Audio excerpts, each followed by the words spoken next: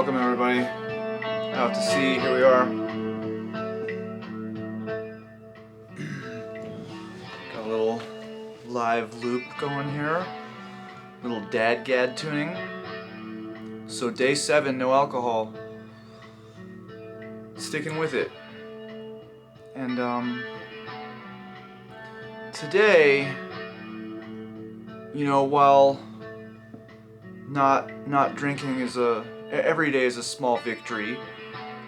And one thing I want to say, you know, for anyone who does drink or use drugs, I have no judgment against you in any way. This is just a journey I'm on personally.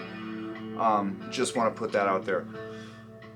But day 7, you know, I'm not wanting to get too cocky because there's been quite a few times over the years where I've made it, you know, 7 days, 8 days, 12 days, 20 days, but it's been a long time since there was substantial time away from it.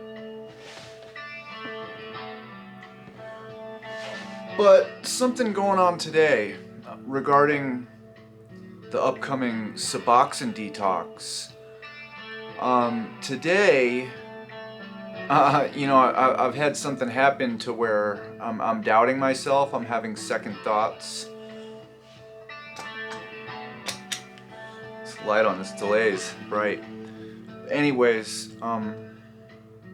so I've had dental problems for all of my life, and the FDA released a press statement earlier this year in January stating that they found the Suboxone sublingual medications, like what I take and have been taking on and off for my entire adult life, cause tooth decay. And it doesn't explain why it does that. If it's the buprenorphine, is it the naloxone, is it some other additive? And you know, I always had a feeling that something like this would emerge with Suboxone over time. You know, side effects would reveal themselves. But I started having severe dental issues after being on Suboxone for a few years, and upon getting off of it, when I took Ibogaine when I was 27 years old, I had all of my bottom molars pulled. I had severe decay. And while I was on the Suboxone, you know, it's just kind of a blur. I definitely wasn't going to the dentist. It's like, you know, I was brushing my teeth, but I certainly wasn't getting cleanings. I wasn't caring for my teeth the way I should be. And I can't blame this entirely on Suboxone because I've had dental problems my whole life. It seems to run in my family a little bit. I think there's some genetic circumstances going on, but I'm sure it hasn't helped. And so I had all of my bottom molars pulled when I got off Suboxone the first time around. And I've since had a whole lot more teeth removed. Since I left Seattle in 2019, I've had multiple oral surgeries. I've had 3 more teeth removed. And it's pretty hopeless, you know. And when you start losing front teeth, you know, it's embarrassing. You know, I'm really self-conscious about it. You know, I feel like it's hard to take someone seriously if they're missing teeth. You know, it's just kind of a waving red flag that you're poor, and you're probably fucked up in some way, you know. And so over the past few years with COVID, you know, I've been working in kitchens, and I liked that I had to wear the mask because I didn't have to worry about anyone seeing my teeth. I liked that I got to wear the mask when I was going to interviews because I didn't have to worry about my teeth. You know, I've been fitted for a couple partials, they never worked. I've been through the ringer with this dental thing. And so when I was living in Prescott, Arizona, gosh, this was 2 years ago now, I started getting some work done. You know, I spent a few $1,000, saw a few different dentists, and got quite a bit of work done There's still a long ways to go. But, so I guess go back a little bit. Before I left Seattle, I had my wisdom teeth removed. Even though I had all the bottom molars removed, the wisdom teeth were still there. And so those started emerging. They got those out at like the Shady Free Clinic in downtown Seattle. They knocked me out with some type of sedative and went to work, and my whole face was swollen. They left a couple pieces of tooth in there. And so when I saw a dentist in Arizona, he said, hey, there's a chunk of tooth down there. You know, it might never be a problem. It might be a problem. Sure enough, a month later, I start getting pain over here. I have oral surgery where they dig around in my jaw, supposedly get this piece of tooth. I had 6 stitches. It was toe curling pain. I mean, not the procedure itself because, you know, I had the numbing and everything, but for the week following, the pain from the surgery in the jaw to go dig out a piece of tooth, it was severe. And I was given, probably prescribed like 60 Percocets. And, you know, when I left Seattle, I detoxed from Suboxone, but was still dabbling with the kratom. But it was when I started having bad dental procedures that I started getting Vicodins and Percocets. I had a tooth extraction in Oceanside that went bad. You know, I made a mistake. I went to a strip mall dentist. He pulled a tooth. He didn't sew it up or anything, and it got infected. And so I started getting prescribed more Vicodins and Percocets than I needed, and that led to me ultimately getting strung out on kratom, and which led to me being on Suboxone again. And so today I realize that there's something going on back here in my jaw. I've been having pain for a few days and I've been trying to ignore it. It's like, what could it be? There's no teeth left. And so today I go feeling around and it's like there's a tooth emerging from back there. It's like poking out. I can feel it. I don't know if it's bone or tooth. There's not supposed to be anything there, but this is worrisome. It's like, what is that? And so it really hits me today that, oh man, you know, I have unresolved health issues that can make getting off of Suboxone difficult.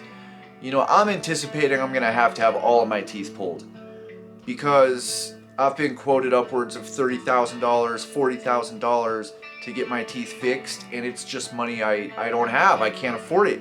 You know, I've been desperately trying to get dental work done for years now and doing everything I can, and I've spent a lot of money, but it's just not enough. You know, I had one dentist tell me, you should look at it as though you're financing a car. It's like, you motherfucker. But so the Suboxone is possibly causing damage. You know, I don't know if it's too late at this point, you know, I don't know. But the question I have to ask is, am I capable of taking prescription painkiller opiates when I have surgeries, when there's legitimate pain? Because it's contributed to my relapse in the past, and I know a whole lot of other people who had been sober for years who went and had a dental procedure, got a bottle of Percocets, and bam, off and running. I had an AA sponsor. The guy had been clean for 5 years. He went and had his wisdom teeth removed, got those 30 Percocet. Within 2 weeks, the guy was shooting heroin in his ass, smoking crack. Within 3 months, he was in the ICU in Harborview, having his left buttock removed from IMing dope. All from the dental procedure. I mean, clearly, he was ready, you know. But it's scary, you know. I don't know if I'm ever gonna be able to take prescription painkillers again. You know, I had a tooth removed after I was in treatment when I was 23. I was living in the Oxford House and I was stone cold sober. And in the Oxford House, you know, if anyone suspected you're using, you get UA'd, you get kicked out. And so I had a rotting tooth. I went to the UW clinic and I told them, You know, I'm an addict. I live in an Oxford house. I shouldn't be taking these prescription painkillers. I came in with a note, and it was a horrific extraction they did. You know, I had a student trying to inject the Novocaine into my jaw, and she kept missing the nerve, and then she'd go to dig around in the tooth. It was absolutely horrific. And they finally got that tooth out. Sorry, I can hear myself smacking from all the cannabis oil. Finally got that tooth out. I had them prescribe me just 4 Vicodins, 4. And I took those in 2 doses, and I was fine. It didn't like awaken the beast. It didn't cause cravings. And so, moving on, you know, if I'm ever in a situation where I'm gonna have to have oral surgery, something done that's extremely painful, where there's legitimate purpose for painkillers, I mean, if at all possible, I'm just gonna have to say no. But if it's really bad, I'm probably gonna have to have my wife help me with that. She's gonna have to hold the pills. You know, these are the types of things that I need to think about regarding staying sober long term, because these are the types of things that cause relapse. Going to the dentist causes a lot of addicts to relapse. And I really wish I could have all of this resolved going into this Suboxone detox, but that's just not the case. I mean, this is scary. There's not supposed to be any teeth back there. If that fucker dug around in my jaw and left the tooth in there, I'm probably gonna have to sue, right? That's ridiculous. But I'm gonna have to get an x-ray and see what's going on. So luckily just got some health insurance squared away. And that's another thing, living in California, everything is crazy expensive, including getting dental work done. I mean, it's pretty much for rich people, you know, like dental work is a privilege. And that's another thing. I mean, it's not all my fault. You know, I've had a tooth break when I was flossing. You know, I've been trying to care for my teeth.